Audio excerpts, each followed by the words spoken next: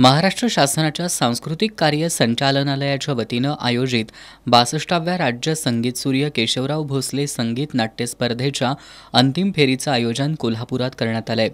केशवराव भोसले सभागृहात या स्पर्धा पार पडणार आहेत।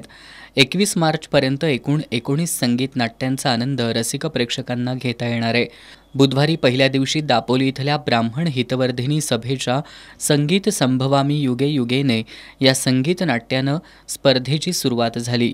या नाटकाचं दिग्दर्शन विलास कर्वे यांनी केलंय।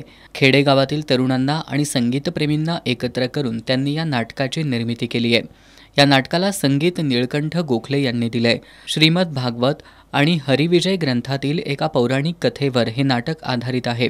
यामध्ये राम अवतारातील अपुरी वचनं कृष्ण अवतारात कशी पूर्ण केली जातात हे दाखवण्यात आलंय। हे नाटक संभवामी युगे युगे म्हणजे भगवान गोपाळकृष्णाने भगवद्गीतेमध्ये वचन दिलंय की परित्राणाय साधूनाम विनाशाय च दुष्कृताम धर्मसंस्थापनार्थाय संभवामी युगे युगे हे वचन दिलं। त्याच्याप्रमाणे त्यांनी दुष्टांचा संहार आणि सज्जनांचं रक्षण केलंच, पण युगायुगी अवतार घेऊन आपल्या भक्तांना दिलेली वचनंसुद्धा त्यांनी पूर्ण केली। आणि त्याचाच संदर्भ घेऊन राम अवतारामध्ये भगवंतांना दिलेली वचनं भगवंतांनी कृष्ण अवतारामध्ये कशी पूर्ण केली हे सांगणारं कथानक या नाटकामध्ये मांडलं आहे। आणि ते अतिशय उत्कंठावर्धक असं नाटक जसजसं पुढे जातं तसतसं ती कथा उलगडत जाते।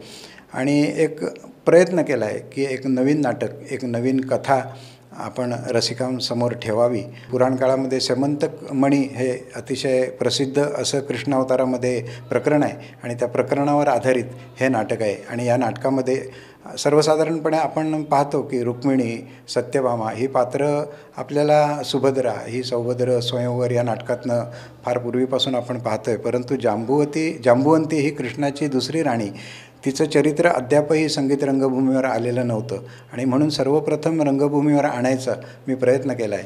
या नाटकामध्ये श्रीकृष्णांचा जांबुवंतीबरोबरचा विवाह आणि सत्यभामाबरोबरचा विवाह हे मुख्यत्वे करून कथानक या नाटकामध्ये आहे। संगीत नाट्यामध्ये संगीत आणि गीताला अनन्यसाधारण महत्त्व असतं। या नाटकाच्या कथेचा विचार करून पदरचना आणि संगीत नीळकंठ गोखले यांनी दिलंय।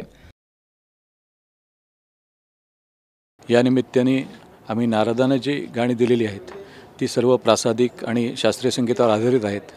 रुक्मिणी आणि कृष्णाची गाणी जी आहेत ती कथानकाला पुढे घेऊन जाणारी या स्वरूपामधली आहेत।